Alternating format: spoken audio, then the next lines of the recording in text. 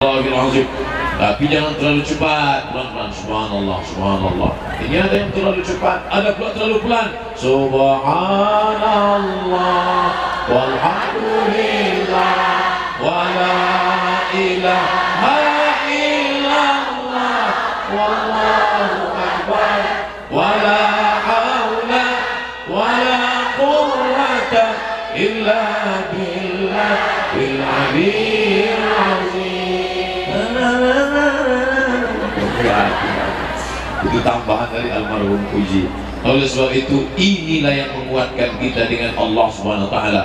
Ada seorang tokoh Indonesia bergelar doktor dari Amerika, dinobatkan di majalah Times, majalah internasional. 100 perempuan terkuat di dunia. Bukan terkuat karena otaknya, bukan terkuat karena ototnya, tapi terkuat karena kepribadiannya. 100 perempuan terkuat di dunia masuk orang Indonesia. Inilah salah satunya, tapi saya tak boleh sebut namanya, menjaga kode etik jurnalistik. Ketika dia sedang dibawa ke pengadilan, dituntut korupsi, ternyata yang dia pegang apa? Tasbih. Perempuan yang terkuat itu ternyata lemah di hadapan pengadilan. Satu-satunya yang menguatkannya adalah tasbih. Saya nggak bisa bawa tasbih karena kerja tiap hari. Oke, nggak usah bawa tasbih. Sama seperti di Indonesia. Di Indonesia banyak sekarang orang nggak bertasbih. Malah yang bertasbih sekarang Kijang Innova, Toyota Avanza yang bertasbih. Itu digantung kaca spion. Tasbih. 3 kali pergi umroh, 3 tasbihnya tuh. Nah, kita yang nggak bisa bertasbih. Saya bingung nih Pak Ustadz. Kemarin ada kiai yang datang, kata Pak Kiai yang paling bagus adalah afdhalul dzikri la ilaha illallah. Ada satu lagi kiai yang ngomong, katanya yang paling bagus subhanallah wa bihamdihi subhanallahil azim. Ada lagi ustadz yang ngomong, katanya istighfar. Ada lagi ustadz yang ngomong, katanya sholawat. Terus itulah Pak Ustadz, saya bingung, satu pun belum saya amalkan. Pilihlah. Kalau Ustadz sendiri mana yang Ustadz amalkan? Saya sehari-hari lebih banyak baca sholawat. Tapi saya nggak nyalakan yang zikir la ilaha illallah. Saya memilih la ilaha illallah. Bagus. Saya milihnya Allah Allah. Saya sudah belajar dari kiai saya, katanya zikirnya Allah Allah Allah Allah Allah Allah Allah Allah Allah Allah Allah. Bagus, nggak salah. Yang penting zikir. Maka kalau tidak, waktu kita habis oleh gadget. Percaya atau tidak? Habis. Tapi hari ini alhamdulillah semua gadgetnya gadget bertasbih. Apa tidak bertasbih? Semuanya merekam.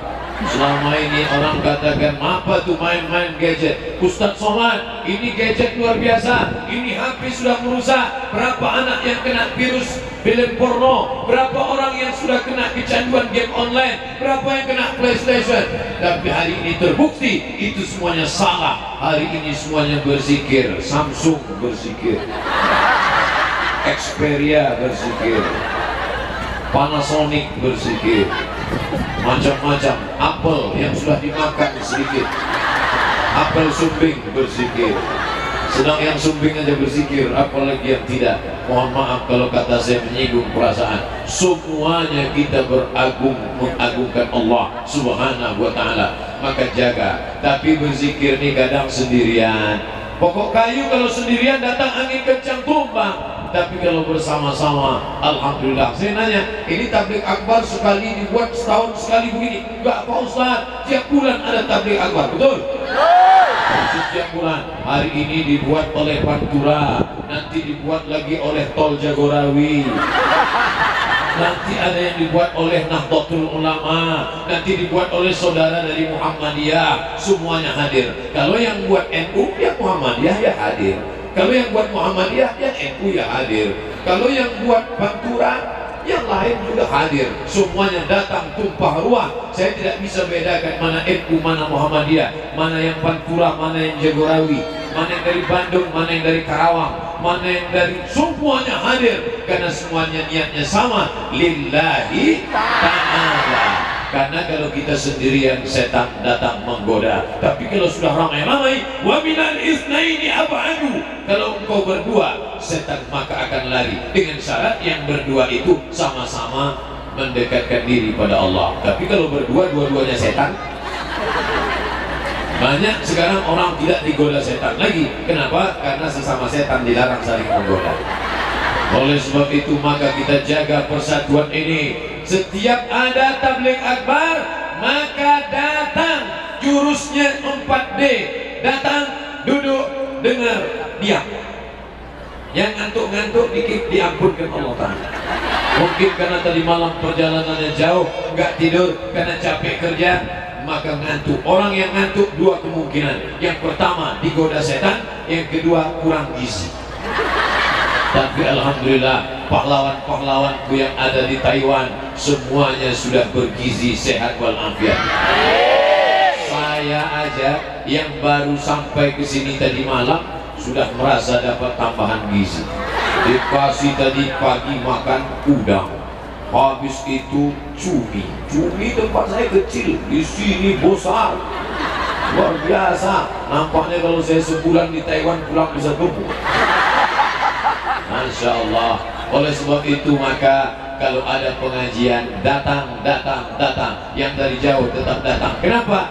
Saya harus datang pengajian karena saya ingin menguatkan hati saya. Ada pertemuan bulanan, ada pertemuan mingguan, maka kuatkan hati. Kalau tidak, ini setan akan terus datang. La atiyannahum min baini aydihim, aku datang dari depan, wa min khalfihim, dari belakang, wa an aymanihim, dari kanan, wa an shama'ilihim, dari kiri.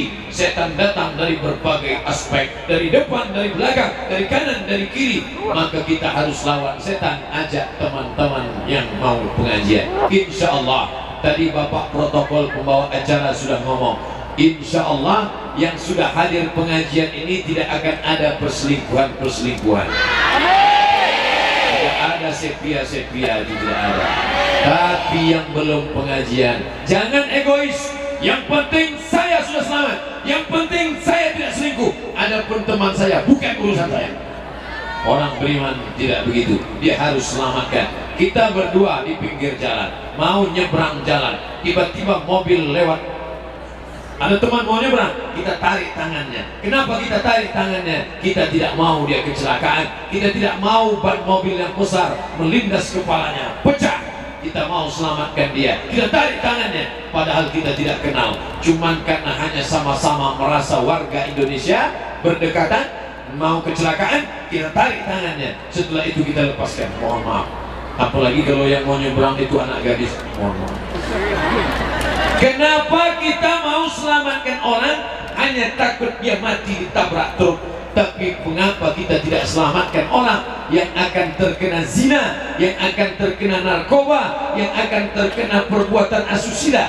Kenapa kita tidak selamatkan dia? Bukan beriman. Ingat, mengukur iman bukan karena banyak sholat saja, mengukur iman bukan karena tahajud saja, mengukur iman bukan karena witir saja. Mengukur iman adalah la yu'minu ahadukum, kamu tidak beriman hatta yuhibba li akhihi, sampai kau sayang kepada saudaramu ma yuhibbu li nafsi, sama seperti sayang pada diri sendiri. Tentu semuanya berproses. Alhamdulillah, yang di depan-depan ibu-ibu jilbabnya panjang, alhamdulillah. Yang masih pakai jilbab setengah hati, ada namanya jilbab pasrah tapi tak rela.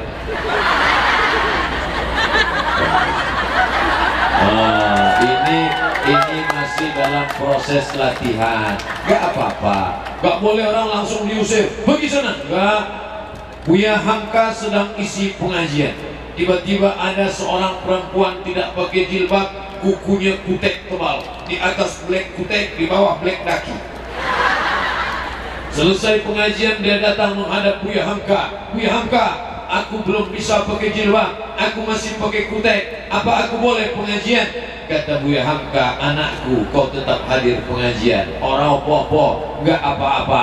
Nanti kalau imanmu menebal, kutekmu akan menipis. Kalau imanmu menebal, kutekmu akan menipis. Kalau imanmu memanjang, kukumu akan memendek. Kalau masih ada yang berkuku panjang, kuku panjang sebelah kiri, ceboknya gimana? Habis itu buat bakwan. batasan rasanya nyanyi. Oleh sebab itu potong pendek. Motongnya hari apa? Hari Jumat. Ujungnya dirasa, sudah nggak ada rasa. Berarti bersih. Masakannya enak, nyaman, adem, ayam, tentram. As-syaitan asfaruka, hukumu inna syaitan, sesungguhnya setan yaqudu ma tala minha, setan duduk di kuku yang panjang. Makanya kalau ada orang baca auzubillah minasyaitonir rajim, auzubillah minasyaitonir rajim, auzubillah minasyaitonir rajim, tapi kukunya panjang, apa kata setan? Aku heran melihat orang ini, bolak-balik dia ngusir aku, tapi dia siapkan 5 seat untuk aku. Maka kita bersihkan ini semua. Alhamdulillah, Bapak Ibu melihat ke atas hanya ada 3 warna, hitam, putih, hijau. Tapi saya memandang ke bawah, balonku ada 5 rupa-rupa warnanya. Ada merah, kuning, dan saya nggak hafal lagi lagu balon. Oleh sebab itu maka warna-warni suku, warna-warni daerah, warna-warni datang dari mana? Ini semua insya Allah mendatangkan rahmat. Amin. Ya Allah. Saya di mana-mana ceramah 1 jam. Sesuai tertulis di botol 600 ml. Gak ada tulisannya. Tapi ternyata jurus saya sudah bocor ke Taiwan. Akhirnya dibuat 2 botol. Maka biasanya harus ceramah, habis ceramah nanti tanya jawab yang sudah ditulis di kertas. Saya akan jawab pertanyaannya. Yang bisa saya jawab, yang nggak bisa saya jawab, jawabannya akan ada di www.somatmorocco.blogspot.com. Kenapa orang di Taiwan yang begitu jauh dari Sumatera kok bisa kenal sama Ustadz Somad padahal bukan tinggal di Jakarta? Saya dari Riau, Riaunya di Pekanbaru, sampai di Jakarta, lalu ke Taiwan. Bisanya orang Indonesia di Taiwan kok kenal dengan saya?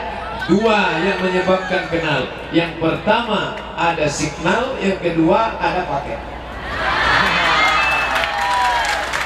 Di mana ada signal, di mana ada paket, di situ jamaah insya Allah kenal. Jadi kalau ada orang nggak kenal sama saya, itu siapa? Aku tahu siapa itu. Ada 2 kemungkinan. Pertama, dia memang no signal. Yang kedua, memang kulit gak punya paket. Tapi alhamdulillah, tinggal tulis saja Ustadz Somad LC. Arti LC itu apa Pak Ustadz? Lagi cemas menghadapi ibu-ibu yang begitu ramai. Tadi semuanya sudah mau menyerbu. Untung ada Banser penawar, Banser penyelamat Ustadz dari serangan ibu-ibu. Bapak Ibu yang dimuliakan Allah Subhanahu wa Ta'ala, kita berkumpul bersama hari ini. Yang menyatukan kita bukan suku. Kalau yang menyatukan kita karena suku, Bapak Ibu nggak akan mau datang kemari. Siapa penceramahnya? Ustadz Somad. Dari mana dia? Dari Sumatera. Pergi sana. Aku bukan orang Sumatera, tapi semuanya hadir. Ada saudara saya tanya tadi, Bapak dari mana? Saya datang dari Water Smell Good. Water Smell Good itu artinya Banyuwangi. Luar biasa, hadir semuanya tumpah ruah. Maka kuatkan hati dengan ibadah. Setelah pengajian ini, hati-hati semua ibu bapak. Makin lemah apa makin kuat? Makin kuat insya Allah. La ilaha illallah.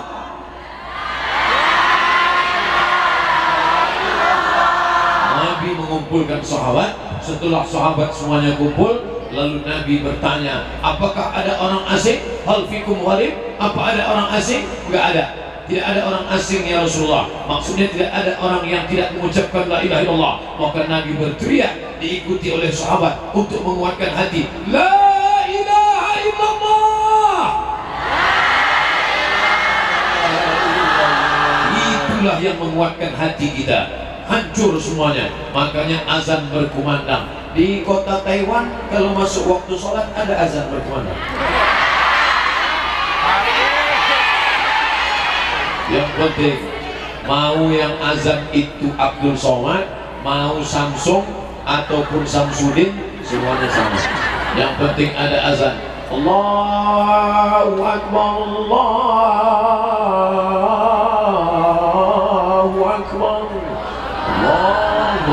hati kita pun menjadi kuat. Makanya kita selalu bertakbir. Makanya dalam ceramah pun selalu katakan Allahu Akbar. Tadi malam, tadi pagi, kemarin sore, kemarin malam, tadi pagi, semuanya ketika berfoto di airport, ketika berfoto di hotel, bahkan tadi akan berangkat kemari, berfoto di pintu, semuanya tangannya Allahu Akbar. Apa artinya Pak Ustaz? Allahu Akbar. Karena ketika orang kafir menunjuk ya Lata, ya Uzza, ya Manat, ya Hubal, ya Jibti, ya Taut, maka Islam datang. Kau katakan Allah at-tahiyyatul mubarakatus salawatul thayyibatu lillah. Assalamu alayka ayuhan nabiyyu wa rahmatullahi wa barakatuh. Assalamu alayna wa ala ibadillahis shalihin. Asyhadu an la ilaha illallah. Telunjuk naik dalam mazhab Syafi'i ketika mengucap Allah asyhadu an la ilaha illallah. Makanya kalau Ustaz Somad kalau foto Allah, jangan lagi dapat, saya tidak mau setelah pengajian ada foto pahlawan-pahlawan dari Taiwan, tiba-tiba saya dapat posting, Ustaz ini ada pahlawan dari Taiwan sedang foto. Apa ini? Ini artinya jadikan aku yang kedua, suci buruk. Tapi ibu-ibu kalau mau foto ramai-ramai tetap begini dia. Apa artinya ini? Kau yang pertama dan terakhir. Setia, selalu setia. Tapi yang dimuliakan Allah Subhanahu wa Ta'ala. Oleh sebab itu kebersamaan ini kita jaga. Jangan kelahi. Kalau sudah bersama jangan kelahi. Bangsa kita dalam keadaan susah, pekerjaan payah. Orang mau bekerja terlalu sulit untuk diceritakan. Sudah sampai ke negeri ini ada pekerjaan yang gajinya sampai 5 juta, 6 juta, 10 juta. Maka uang sudah banyak, bersyukur kepada Allah. Itu yang dibacakan ayatnya oleh Ibu Neti tadi. Apa kata beliau? La in syakartum la azidannakum. Kalau kamu syukur maka Allah akan tambah nikmat. Wala in kafartum, kalau kamu kubur, uang banyak dibuat maksiat, uang banyak untuk narkoba, uang banyak untuk kelahi, uang banyak untuk zina. La in kafartum, kalau kamu kubur, inna azabi lasyadid, azabku amat sangat menyakitkan. Diambil Allah Ta'ala nikmat itu baru tahu rasa, pulang tidak punya apa-apa. Maka kita tetap bersyukur. Jangan nilai orang dari casingnya. Ini saya tadi maaf sempat suuzon melihat orang dari casing. Ini orang rambutnya panjang, pakai rambut pirang lagi, pakai anting-anting.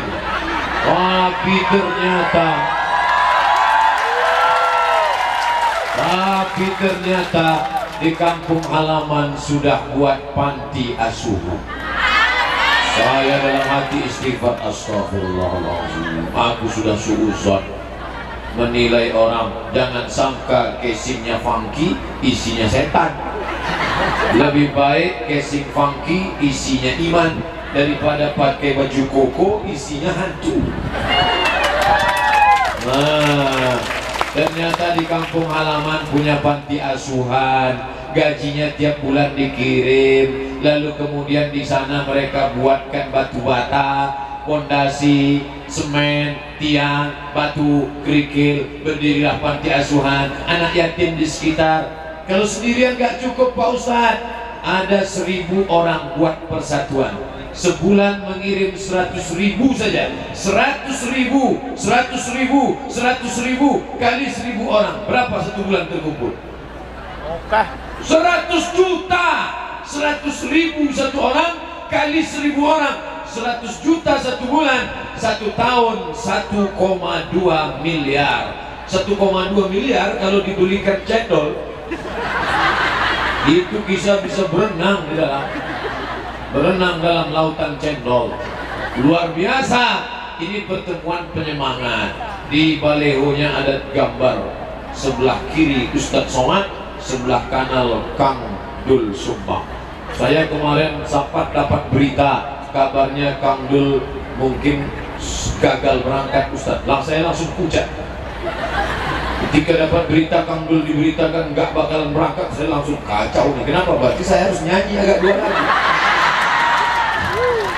Rupanya ternyata tadi malam kami ketemu. Saya masih anak-anak, beliau sudah nyanyi. Sekarang saya sudah tua, beliau masih nyanyi. Malam tadi saya ketemu, dia kaget. Ini orang kok nggak tua-tua. Dulu saya anak-anak, beliau sudah begitu. Tadi malam bukannya gitu juga. Mana yang luar biasa.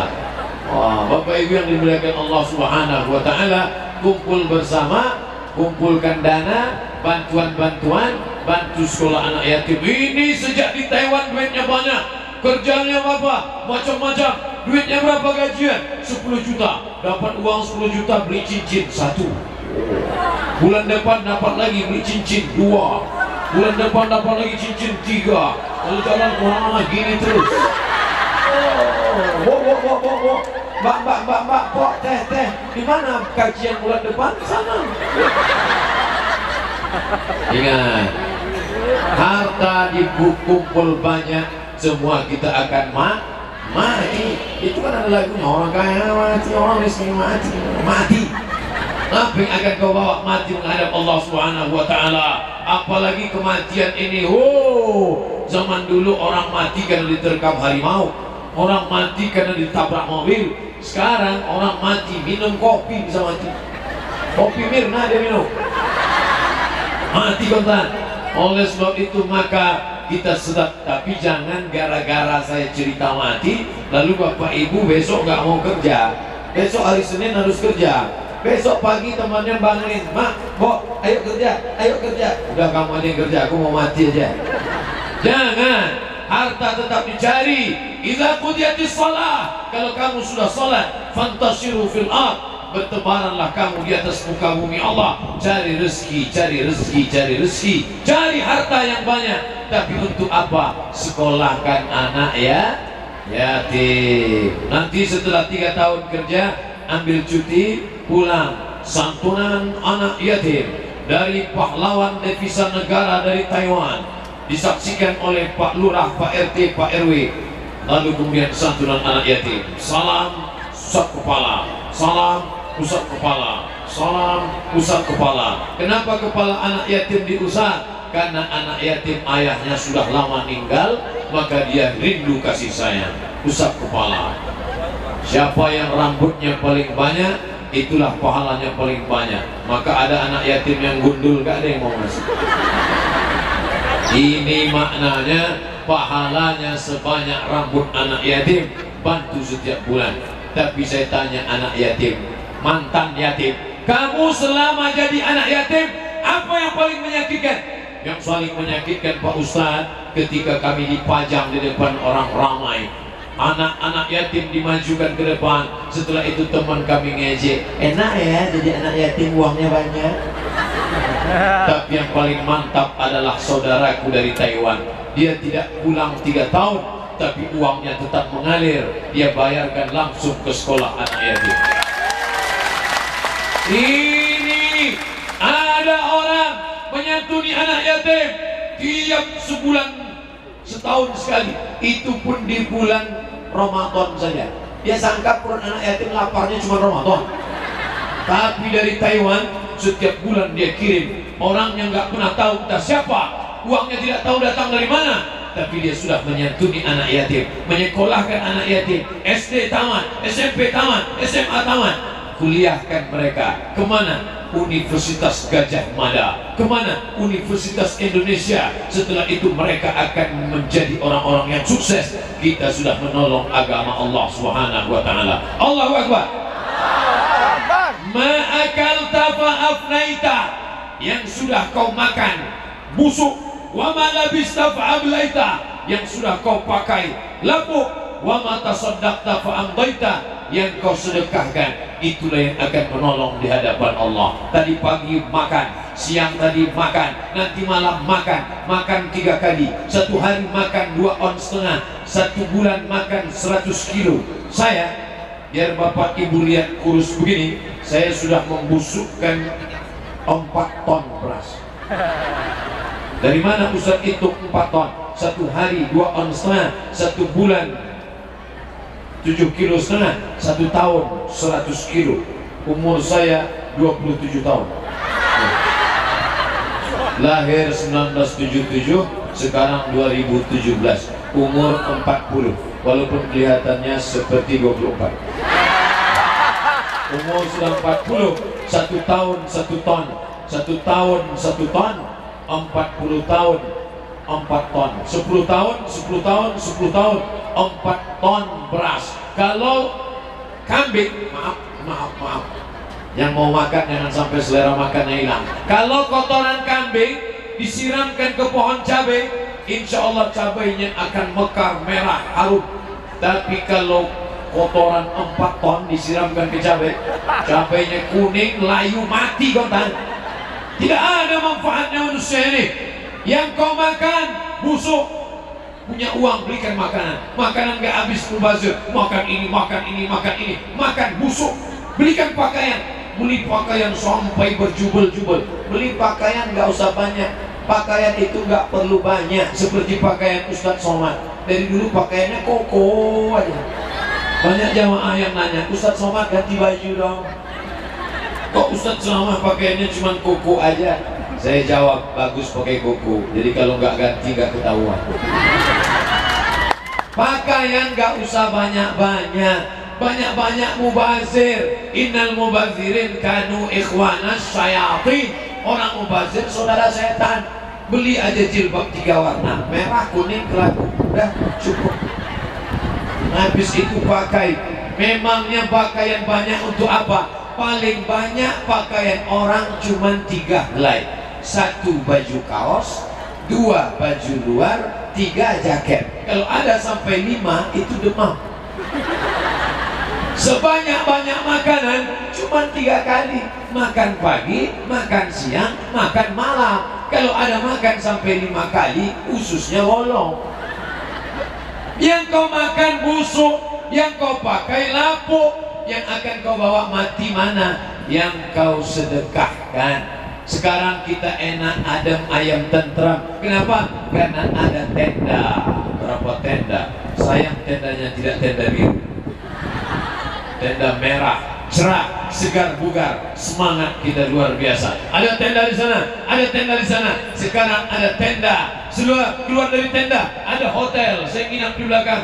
Keluar hotel akan ada. Tapi kalau sampai tidak ada atap, na'udzubillah, di akhirat nanti tidak ada. Idza sama'un fatarat, langit terbelah. Wa idzal kawakibun tafarat, planet bertabrakan, hancur semuanya. Bapak Ibu semua hafal ayatnya. Wa takunul jibalu kal ihnil mau. Ini bulu kambing, manfus ditiup angin. Ambil bulu kambing, letakkan di telapak tangan. Kal-ainil mau. Gunung Bromo, Gunung Kidul, Gunung Merapi, Gunung Kelut seperti bulu kambing yang ditiup angin. Kalau gunung-gunung itu seperti bulu kambing ditiup angin, lalu Abdul Somad ini seperti apa? Habis semuanya, tidak ada tempat bernaung. Lalu kita bernaung di mana? Ada orang tenggelam karena keringatnya 1 leher. Ada orang tenggelam karena keringatnya sampai kening karena panasnya pada masa. Tapi ada tempat bernaung. Kullu mri'in tahta zilli shadaqatihi. Orang bernaung di bawah sedekah. Ibu, bapak mau bernaung, bangunlah tempat sedekah. Siapa yang bersedekah 50 juta, maka tempat bernaungnya tebal seperti mall di belakang. Amin. Kemarin pahlawan dari Taiwan itu berapa dia nyumbang? 50 juta Pak Ustaz, tebal seperti tiang itu. Kemarin dia nyumbang berapa? Dia nyumbang 5 juta Pak Ustaz, Sunda Plafon. Dia nyumbang berapa? Dia nyumbangnya 500.000 Pak Ustaz, triplek. Dia berapa? Dia nyumbangnya 5.000 Pak Ustaz, koran. Buang air besar 3.000, buang air kecil 2.000. Mau masuk surga 5.000. Surganya WC. Mau masuk WC aja 5.000. Sekarang keluar dari WC nyumbang 3.000. Dipanggil sama petugas WC. Berapa kamu keluarkan? 3.000. Buang air besar apa kecil? buang air besar 3.000, nggak bisa, harus 5. Kenapa? Pasti kamu buang air kecil juga kan? Mau masuk WC jadi 5.000. Oleh sebab itu maka tolong saudara-saudara kita di kampung halaman